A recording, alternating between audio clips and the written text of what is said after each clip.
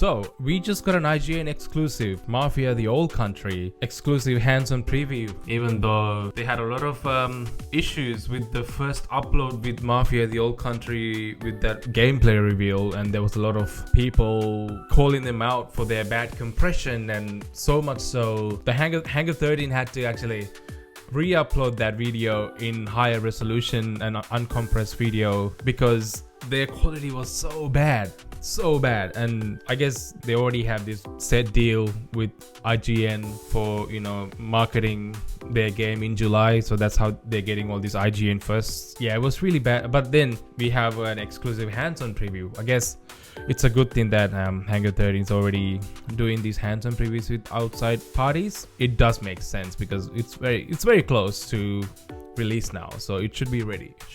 But yeah, we'll see how bad this video is gonna be in terms of quality. I have no doubt the game is gonna be good. Let's see, right? Let's see. Oh, by the way, new backdrop.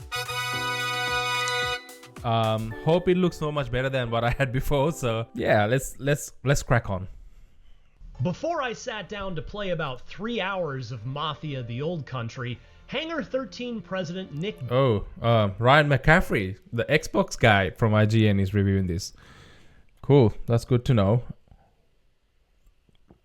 He's he's given some games some weird evaluations, if I remember correctly. Alien Isolation, he gave it a bad review, I remember. Was it a 3 or 4 or something like that? Yeah, shout out to Ryan McCaffrey. Let's see. Baines repeatedly mentioned his team's desire for players to finish this prequel story. And oh, hang on a second. So let me go back for a second. Sorry.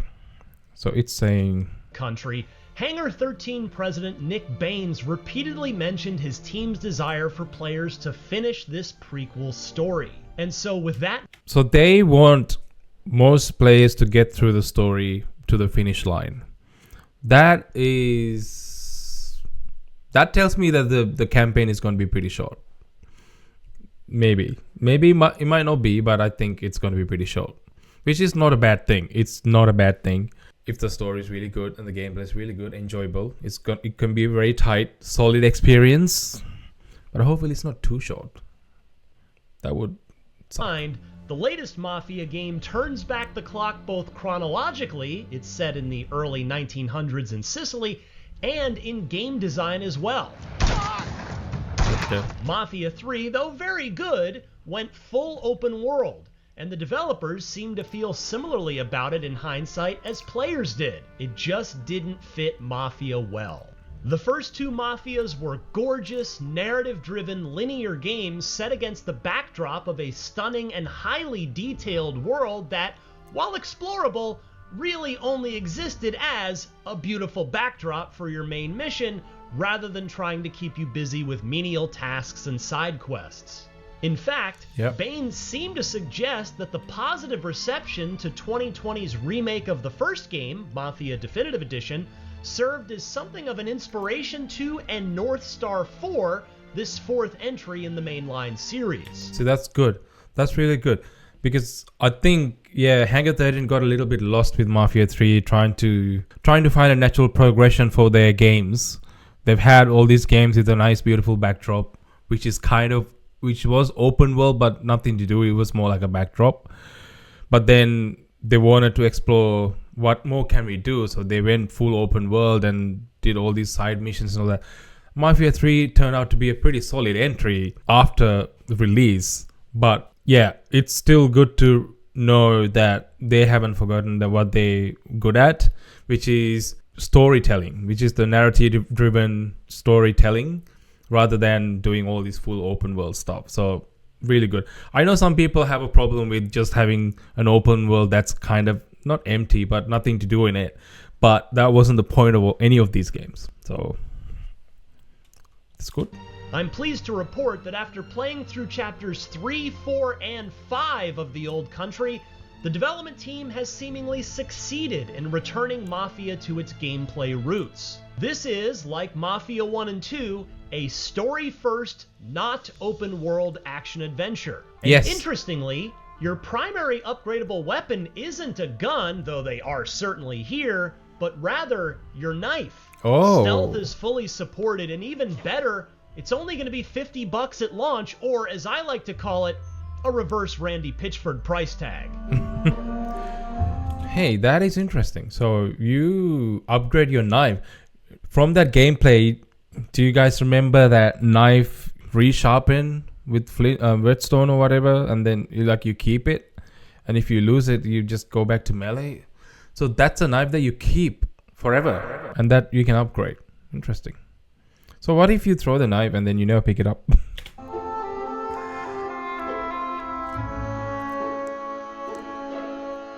When I first picked up the controller, playing on a high-end PC, which is where the footage you're seeing here came from, it's the early 1900s and late teenager Enzo Favara has recently escaped the sulfur mines he spent his childhood laboring in and started to become his own free man while working in the vineyard of Don Teresi, a Sicilian mafioso who protects the people and property of the region from the thieving bandits that lurk in the hills, in exchange for monthly protection payments, of course. A pleasure, as always. I really like how the old country tries to depict Enzo's progression from a very innocent kid into a bound by blood, fully vetted member of the Teresi outfit who's got the green light to do anything he thinks needs to be done for the good of the family.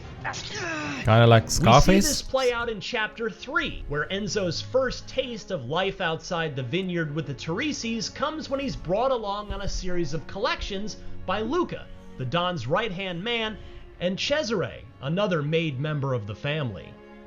Luca and Cesare are essentially the mafioso version of an angel and devil on your shoulders, where Luca preaches patience and using violence only as a last resort, while Cesare is more of a shoot first and ask questions later kind of guy. We let him act tough in front of the boy.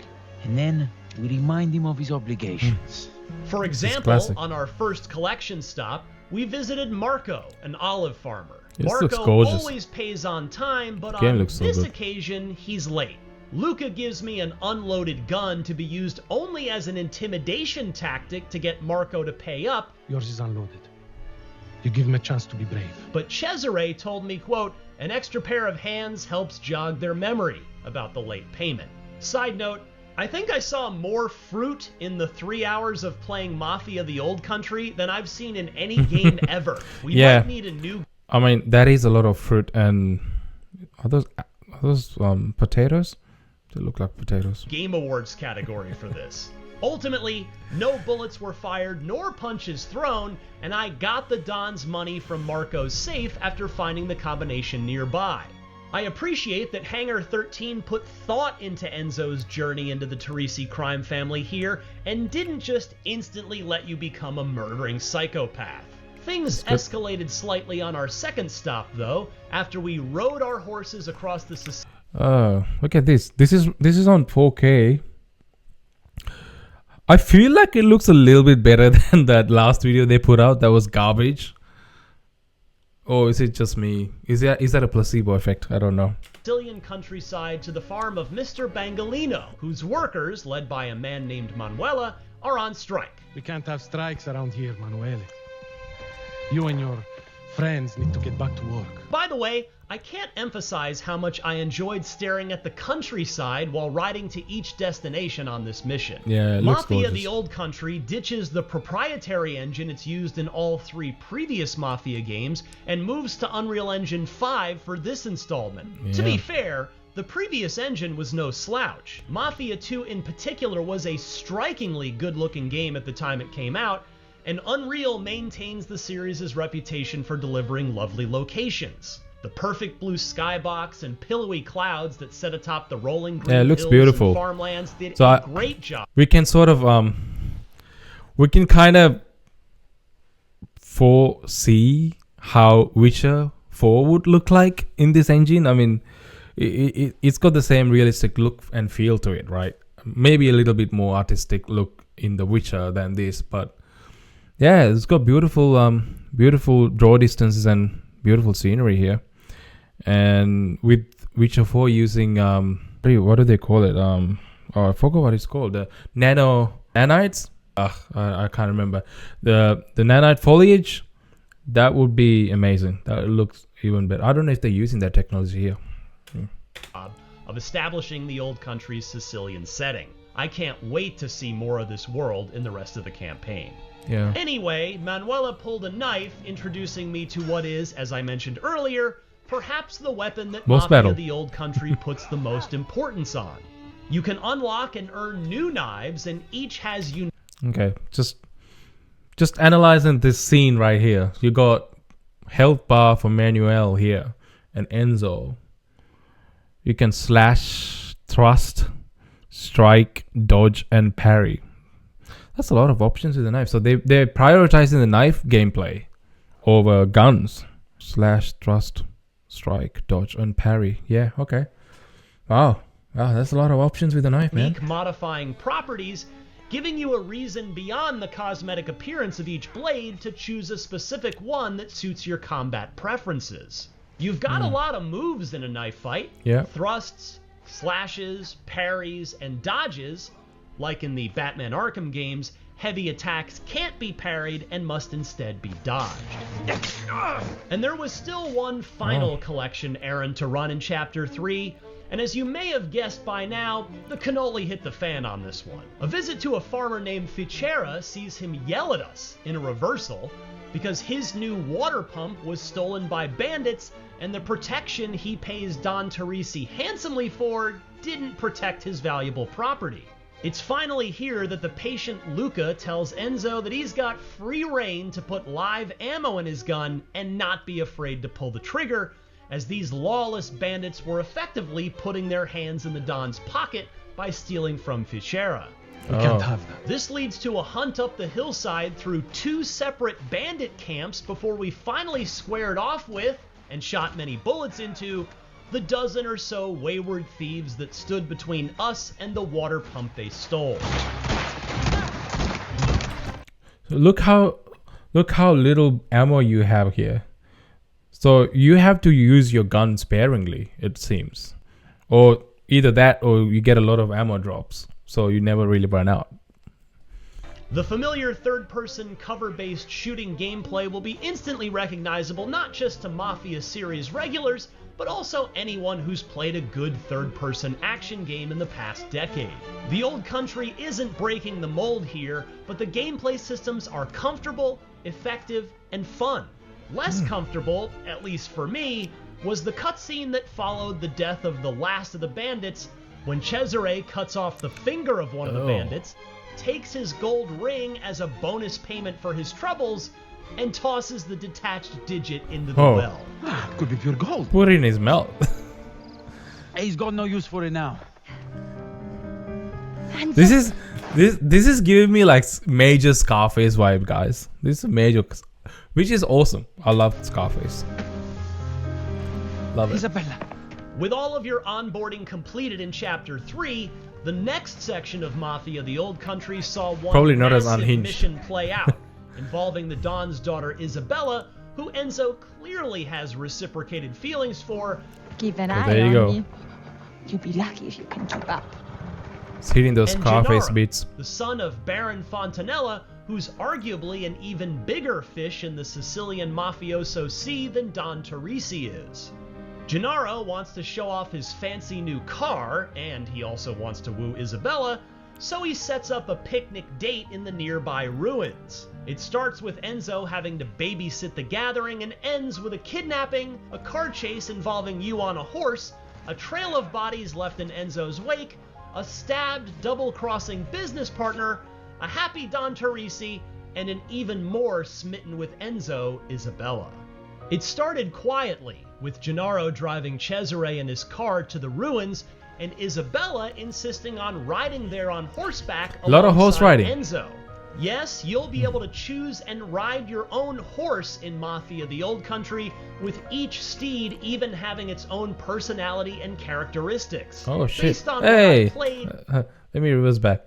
Look at that. that symbol is like straight out of Breath of the Wild, like Zelda games, with the horse stamina. I think that's what it is, right? Horse stamina. It's interesting that they fleshed out even like the horse options, which tells me the horse is going to be a bigger part of the game than we thought. Having its own personality and Driving and characteristics. horseback riding. Based on what I played, it didn't necessarily seem like your choice of horse would materially affect gameplay, but it was a welcome way to add a bit of life and meaning to the narrative nevertheless. Here we are. A pit stop en route to the Bit of ruins fluff. showed off the camera you can take pictures of scenic spots with. Have you ever used one of these before? Unfortunately, it was the only opportunity I had to use it in the 3 hours I played, but hopefully you get to use it semi-regularly over the course of the campaign. You're also introduced to the driving mechanics of the I love that it's like an old-time photo effect to it. That's pretty cool. I hope we get a proper photo mode with this game too. That would be nice. the old country after With you the release, not rendezvous later. with Cesare and Isabella in the form of a low-stakes race around the ruins, perhaps a nod to one of Mafia 1's most infamous missions. But while Cesare and Enzo are messing around with Gennaro's car during his date with Isabella, bandits, I won't spoil their identity here, swooped in with guns blazing and kidnapped them both. They were really only after Gennaro, and having to take Isabella as well proved to be, well, you can imagine it ended up complicating things severely for the kidnappers. I got to wield a shotgun in this segment and found that it packed a satisfying punch. There was no bringing a knife, let alone stealth chokeouts, to a gunfight here. I brought Enzo in with an itchy trigger finger. After the aforementioned chase, I was able to run down their wagon and gun down plenty of the kidnapping cadre and rescue Isabella, who That has rewarded auto-aim. Enzo with a kiss. Don't tell the Don. Yeah, looks like the horseback segments have pretty cool chasing and shooting, running and gunning. I like Found that. plenty of the kidnapping cadre. Looks like it's auto aim, but rescue Isabella. as long who as it's pretty rewarded solid. Enzo with a kiss. I'm happy with that. Don't tell the Don. But while Cesare brought Isabella back home, Enzo still had to get Gennaro back, because returning without either one would leave Enzo equally dead from either father. It's this section that allowed me to really unleash my inner Sam Fisher, as it was set up for stealth rather nicely in an open area, letting me pick my path and remain undetected. If you give me a stealth option in a game, I'm gonna take it 9 times out of 10, and Mafia the Old Country was no different. The developers later told me that they don't expect most players to make it through the entire area, which was admittedly quite large and stocked with a ton of bad guys, without alerting anyone. I took this as a personal challenge, and while I held out for quite a while, eventually I did get spotted and had to start shooting. I like that. I like that they given the option to go stealth, and set up the level nicely to support stealth, but also that it's balanced with that you can be easily spotted, and then it can turn into like a quick shootout, like an instant shootout. I like that because even though it feels set up, it probably won't, because you never know when you can be spotted, right? So I think it's a good route they've gone with. You can take it as a challenge to go full stealth and not be spotted, but also it can anytime it can be spotted, and it can turn into a whole all-out war. That's good.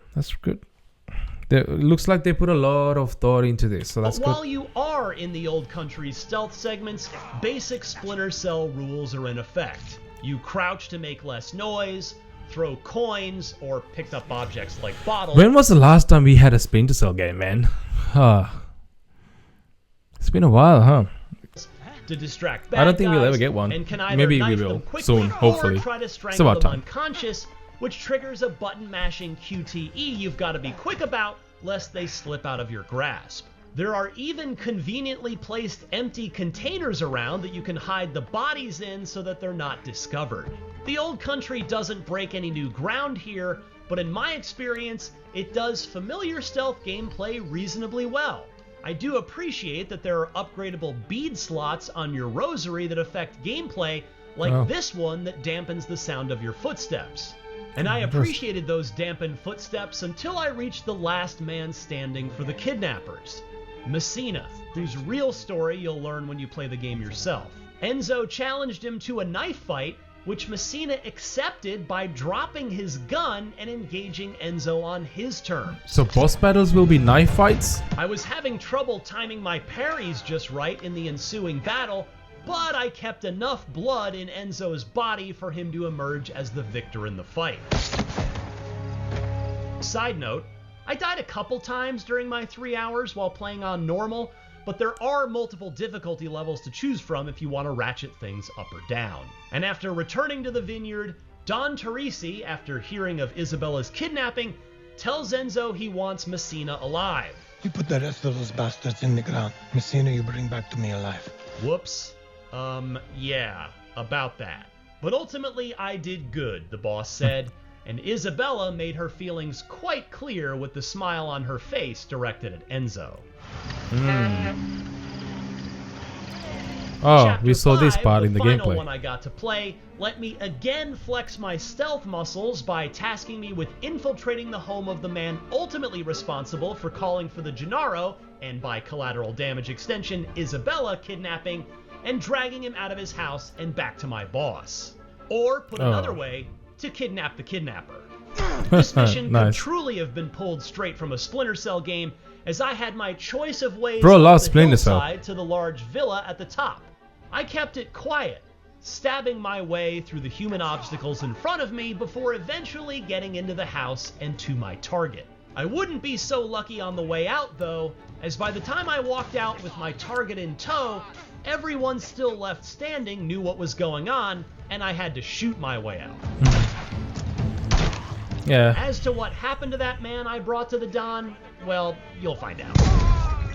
I left my extended hands-on session with Mafia the Old Country with very few concerns.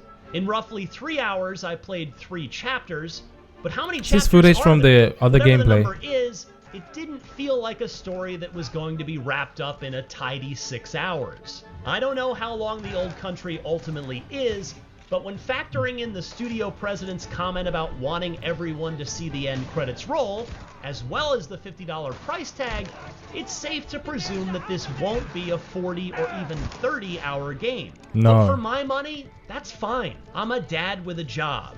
I'm good with Mafia the Old Country being a game I can get through in a weekend or two. And more importantly, I'm now quite confident I'm going to have a lot of fun playing through this one, however long it lasts. Yeah. I like that it's not gonna be Gameplay too long, mechanics are to be all honest. solid if familiar, with enjoyable stealth, shooting, knife combat, and driving.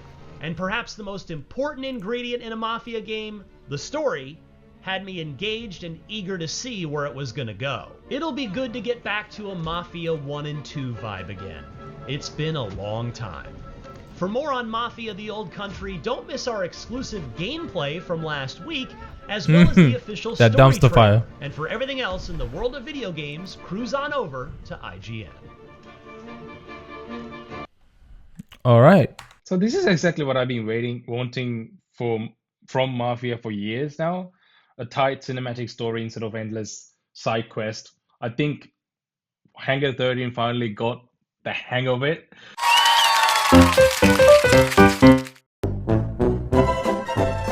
And listened to what fans wanted and what they loved about Mafia 1 and 2 and went back to it, so which is great. And I love the setting, 1900s Sicily, gorgeous. The preview footage alone feels like a postcard.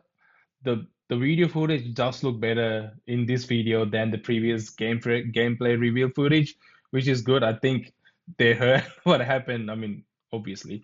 And the switch to Unreal Engine 5, it looking amazing, and I'm kind of getting the sense of what Witcher 4 could look like when it's dropping next year. Or is it next year? I think it's next year. I love that they're not just giving you endless gun upgrades in this one, and the twist is to upgrade your knife, which is awesome. So huge importance on the stealth gameplay because of that, and also melee gun boss fight seems to be knife fights, which is awesome.